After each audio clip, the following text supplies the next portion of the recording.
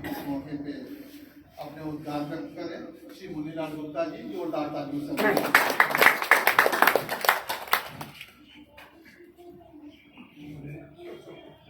साथियों, बोलने के पहले एक जोरदार लग जाए, उसके बाद मैं अपनी बात कहूँगा।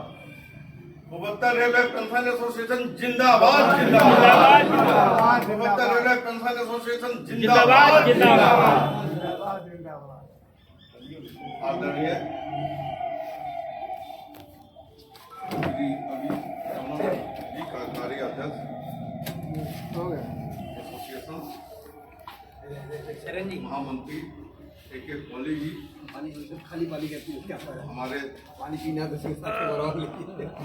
खैलाबाद खाली पानी मत से आए अध्यक्ष श्री राजकमल जी, जो सीनियर टीम फाइटर कर रहे हैं, और उनके डेडिकेशन को देख के एक जोश आता है कि आदमी बस खैलाबाद से यहाँ अटेंड करने चला आया। इस भीषण गर्मी के 45-46 का टेम्परेचर चल रहा है। MN दुबे जी, आप शुरू से बहुत जिस काम में लगे रहते थे, भय लगन से कामों में लगे रहते थे। अभी एक मुद्दा आपने उठाया था, हमको याद है, जो 30 जून को जो लोग रिटायर हुए हैं उनको जुलाई में इंक्रीमेंट था। आपने उसके लिए व्यक्तिगत सभी लोगों से मिलके सबका सिग्नेचर लेके उसके बाद में आपने आपका रहा सुनील जी और हमारे पिछिया शाखा के पेंशन एसोसिएशन के सभी साथीगण। सर्वप्रथम हमारे अभी रमन साहब ने कहा कि मैं मौका देते, मैं आप लोग को मैं अपने बीच का पेंशन एसोसिएशन का एक अपना सदस्य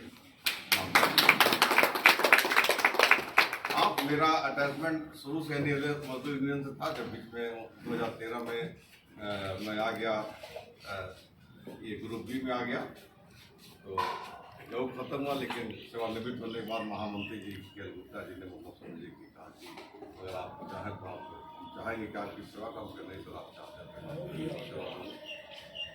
हम कमेटी एसोसिएशन में भी 4 साल हम जनरल सेक्रेटरी रहे। दुबे जी के सहयोग से, आप लोग के आशीर्वाद से, आप लोग का भाव समझे कि हम लोग हर जगह मिलता रहा। नहीं, आप लोग अपने भूल सकते हैं। और आज के बैठक में मुख्य अतिथि के रूप में हमारे युवा साथी हम कहते हैं कि उनके महामंत्री 105 वर्षीय कन्हैयालाल गुप्ता जी आने वाले थे, और जब हमने उनको आज याद दिलाया तो एक बार वो समझिए कि चलेंगे। फिर 15 मिनट के बाद उन्होंने कहा कि नहीं, हम जाएंगे, हम आवाज़ निकल नहीं रही है और कमजोरी बहुत ज़्यादा थी। तो उसके नाते हम चलने लगे, तो उनको हमने बताया भी हम जा रहा हूँ, कल नहीं जाइए आप। आपको बता रहा हूँ ये जितना हमें रमन साहब ने, दुबे जी ने, हमारे महामंत्री कोहली साहब ने बताया, अगर मेडिकल फैसिलिटी पे अगर चर्चा किया जाए तो समझिए कि 2 घंटे 3 घंटे भी कम पड़ जाएंगे इसमें। इसलिए बहुत ज़्यादा सब बातें आपने बता दिया, और इसमें वास्तव में इसके दुर्दशा के बारे में जितना कहा जाए उतना कम है। और हमको देख के खुशी होती है जितनी जागरूकता रिटायर्ड रेल कर्मचारियों में है, इतनी इसका 10वां मात्र भी अगर वर्किंग कर्मचारियों में इतना जागरूकता हो जाए तो हम जानते हैं कि ये समस्याओं का 50% समस्या का समाधान। अब देखिए, कोई एसोसिएशन है, जब तक उसकी ताकत हुई है, जब तक लोग उसके पीछे हैं। अभी रमन साहब MD से जाके बात किए, CMD से जाके बात किए, एज ए अभी Raman senior depot BSB senior depot के आधार पर नहीं बात की। इनके पीछे इतनी ताकत है को जानते हैं कि हमारे पीछे एक आवाज हम देंगे तो हॉस्पिटल में कम से कम कुछ भी कम होगा तो 200 लोग को इकट्ठा करते हैं। तब जब ये हिम्मत रहती है तब सामने वाले से नेगोशिएशन करने में बड़ा बल मिलता है। ये सबसे बड़ी शक्ति होती है संगठन की। अब दिक्कत यह है कि अभी देखिए 13 तारीख को हमको 12 तारीख को महामंत्री जी ने फोन किया कि मुन्नी बाबू ऐसी बात है, और हम हॉस्पिटल में बहुत दिनों से, और यहाँ इतनी दुर्व्यवस्था, 13 तारीख को यहाँ मीटिंग करके ज्ञापन देना।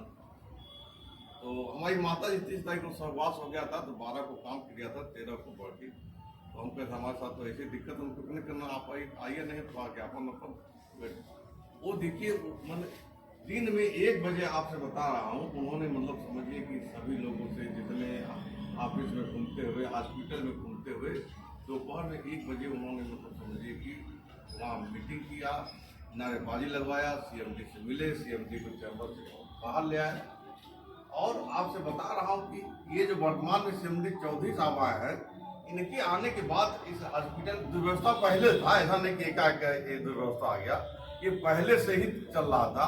लेकिन जो मुख्य कुछ चीजें हैं, जैसे कि मतलब 15 दिन की दवाएं, पहले 3 महीने का नहीं था, लेकिन 1 महीने का दवा, और रिटायर्ड कर्मचारियों को 2 महीने की दवा मिल जाती थी। और आजकल स्थिति हो गया 15 दिन।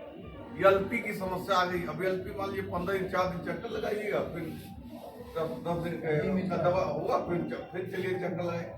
इसके अलावा तो मजदूर यूनियन ने और विशेषकर महामंत्री जी बने इस हॉस्पिटल की व्यवस्था से बहुत दुखी हैं।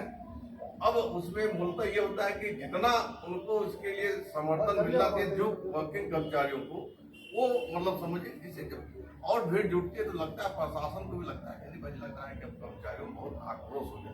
देखा कि 50-100 लोग जुटे, तो उसके बाद काम चलाओ मेमोरेंडम ले लिया, सब आश्वासन दे दिया। कहीं डीजी हेल्थ आए थे रेलवे बोर्ड से, तो उसमें हमको समझिए कि महामंत्री बुलाए थे कि मुंडी बाबू ऐसा है कि ज्ञापन देना हो, 4-5 समस्या जो है मुख्य समस्या है, आप उसका एक ज्ञापन बना देता हूँ। तो उसमें पहला मुद्दा हमने दुबे जी आपसे बनाया था, ये जो रजिस्ट्रेशन से लेके मरीज को दिखाने से लेके और दवा लेने तक, हमने उसमें पूरा एक का दिया था कि रजिस्ट्रेशन करने में 1 से 1.5 घंटा लग जा रहा है, डॉक्टर दिखाने में 1 से 1.5 घंटा लग जा रहा है, दवा लेने में लग जा रहा है। तो भाई अगर आपको रेलवे बोर्ड का आदेश है कि ऑनलाइन ही क्या कहा जाता है कि ये एम्स में या किस पे व्यवस्था करना है उम्मीद के अंतर्गत, तो आप उसकी फैसिलिटी दीजिए। अगर मान लीजिए आपको रजिस्ट्रेशन करना है तो वहाँ पे 1 बाबू है, चाहे 2 बाबू, 1 बाबू बढ़ा दीजिए, 2 बाबू बढ़ा दीजिए, वही घंटे का फिर। और अन्य जगहों पे एम्स में भी रजिस्ट्रेशन होता है, तो यहाँ कम से कम एक हाल में व्यवस्था कर देते, कम से कम एक एसी लगवा देते कि वहाँ सीटिंग की व्यवस्था कर देते। अगर किसी को आधा घंटा इंतजार करना होगा तो बैठ के इंतजार किया, टोकन यहाँ दे देते कि पहला गया 1 नंबर टोकन, 2 नंबर टोकन चल जा। उसके बाद जब वो गया तो डॉक्टर के यहाँ 1 घंटा लाइन में लग रहा है।